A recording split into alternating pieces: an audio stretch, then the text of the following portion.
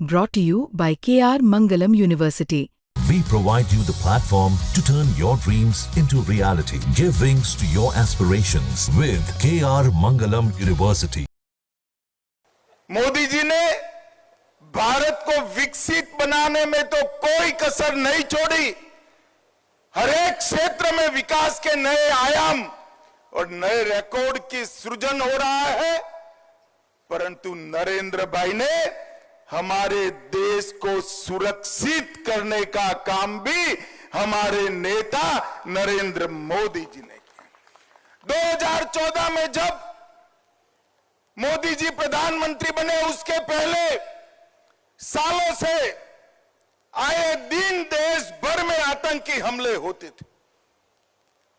पाकिस्तान से आतंकवादी आते थे और हमारे जवानों को, हमारी जनता को मारकर चले जाते थे, बम धमाके करते थे, कई प्रकार के षड्यंत्र करते थे, मगर कोई जवाब नहीं दिया जाता था।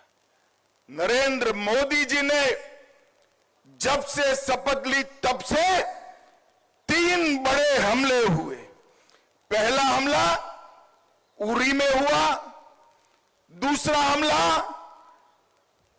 पुलवामा में हुआ और तीसरा हमला अभी पहलगांव में करने का दुस्साहस पाकिस्तान प्रेरित आतंकवादियों ने किया। मगर मित्रों, मोदी जी ने हर हमले का जवाब इतनी मक्कमता से दिया है कि आज पूरी दुनिया आश्चर्यचकित होकर देख रही है और पाकिस्तान भयभीत होकर उसका अनुभव कर रहा है। जब उरी में हमला हुआ, सर्जिकल स्ट्राइक कर एक प्रतीकात्मक जवाब दिया गया। पुलवामा में हमला हुआ, एयर स्ट्राइक कर चेतावनी दी गई, मगर ये सुधरे नहीं। पहलगांव में हमला किया, इस बार ऑपरेशन सिंदूर से उनके हेडक्वार्टर्स को नेस्त नाबूद कर रख दी।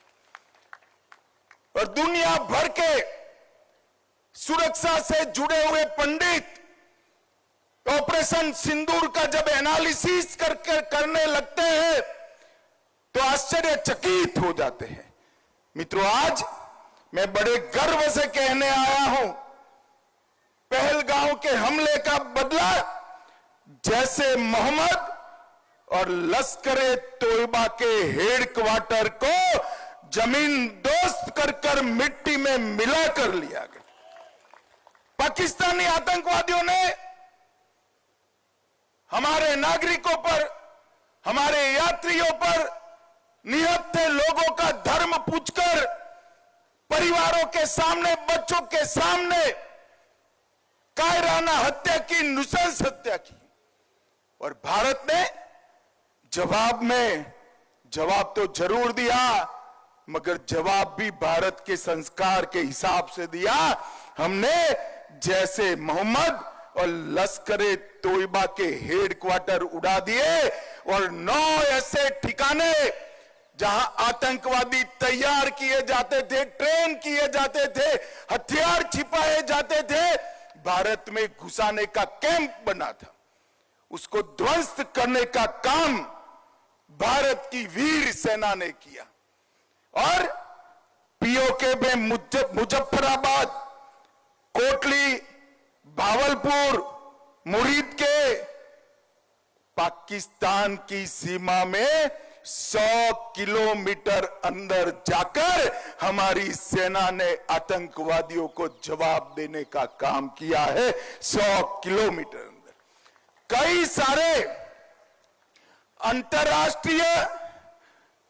अंतरराष्ट्रीय आतंकी घटनाओं के सरगना सियालकोट कैंप और कई सारे कैंपों में छिपे बैठे थे, वो सबको हमारे बम के धमाकों की गूंज ने स्पष्ट संदेश भेजा है कि भारत की जनता के साथ अगर किसी भी प्रकार का दुर्व्यवहार किया गया, आतंकी घटना की गई तो उसका जवाब दुगने जोश के साथ दिया जाएगा।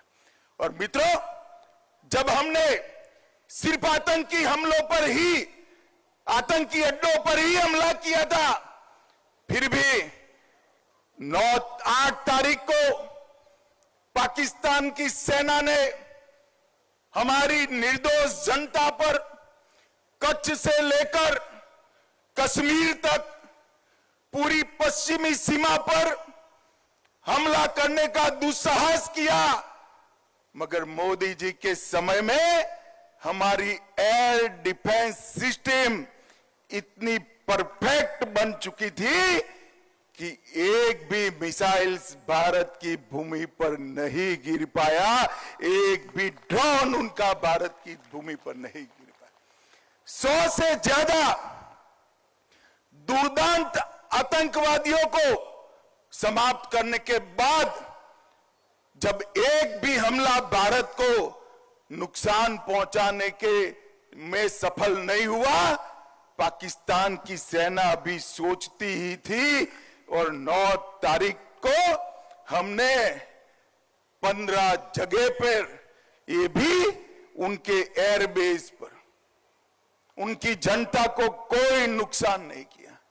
एयरबेस पर नूर खान एयरबेस, सरगोदा का स्थान, सुकुर एयरबेस, कराची में मलिर कैंट, कई जगहों पर 15 स्थानों पर उनकी क्षमता को, वायु हमला करने की क्षमता को तहस नहस करने का काम भारत की सेना के वीर जवानों ने किया। और उसने बता दिया कि आप हमारी मिसाइल्सों को नहीं रोक सकते हो। मित्रों, और आज पूरा दुनिया के लोग जब इसका एनालिसिस कर रहे हैं, भारत की सेना के सामर्थ्य को आश्चर्यचकित और आनंदित होकर देख रहे हैं। और पहली बार आजादी के बाद भारत की सेना ने 100 किलोमीटर अंदर जाकर पाकिस्तानी कैंप्स, आतंकवादियों के कैंप्स को ध्वस्त करने का काम किया। और जो डराते थे कि हमारे पास एटम बम है, उनको लगता था उनकी धमकियों से डर जाएंगे, परंतु ऐसा नहीं हुआ। हमारे वायुसेना, थल सेना, जल सेना, तीनों सेनाओं ने ईंट का जवाब पत्थर से देने का काम किया। और मित्रों, आज पूरी दुनिया हमारी सेनाओं की मारक क्षमता की सटीकता, हमारी सेना के संयम और हमारे प्रधानमंत्री नरेंद्र मोदी जी की दृढ़ राजनीतिक इच्छा शक्ति की बुरी बुरी प्रशंसा आज पूरी दुनिया कर दी है। और आज मैं इस मंच से तीनों सेना के जवानों को, भारत की जनता और विशेषकर मेरे गांधीनगर लोकसभा क्षेत्र की जनता की ओर से मन पूर्वक सलाम करना चाहता हूं कि आपकी वीरता से हम सबका मस्तक गर्व से ऊंचा हुआ है।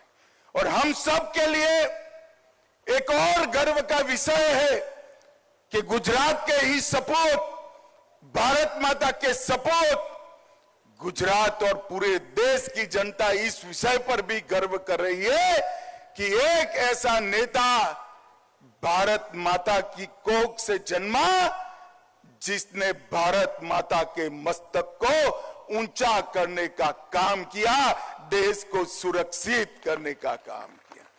और भाइयों बहनों, जब तक दुनिया में मिलिट्री ऑपरेशंस की चर्चा होती रहेगी, ये ऑपरेशन सिंदूर की भी चर्चा होगी। और ऑपरेशन सिंदूर, इसका नामकरण स्वयं प्रधानमंत्री ने किया, जो हमारी माताओं बहनों के सम्मान में किया। सिंदूर का सम्मान ये भारत का संस्कार है। ये दुनिया के सभी लोगों को एक साथ समाचार देने का काम ऑपरेशन का नाम सिंदूर रखने से ही हो गया। और वो सभी परिवारों को एक प्रकार से जो उनकी नुकसान हुआ उसकी तो भरपाई नहीं हो सकती, परंतु मोदी जी ने जो बिहार में वादा किया था, हम इसका बदला जरूर लेंगे, आतंकवादियों को मिट्टी में मिला देंगे, वो वादा उन्होंने जरूर पूरा कर दिया। मित्रों, फिर से एक बार मैं तीनों सेनाओं के जवान, इनके मुखिया और प्रधानमंत्री नरेंद्र मोदी जी को पूरे गांधीनगर क्षेत्र की लोग जनता की ओर से ढेर ढेर सारी बधाई देना चाहता हूं कि आपके इस कदम से पूरा देश गर्वान्वित हुआ है।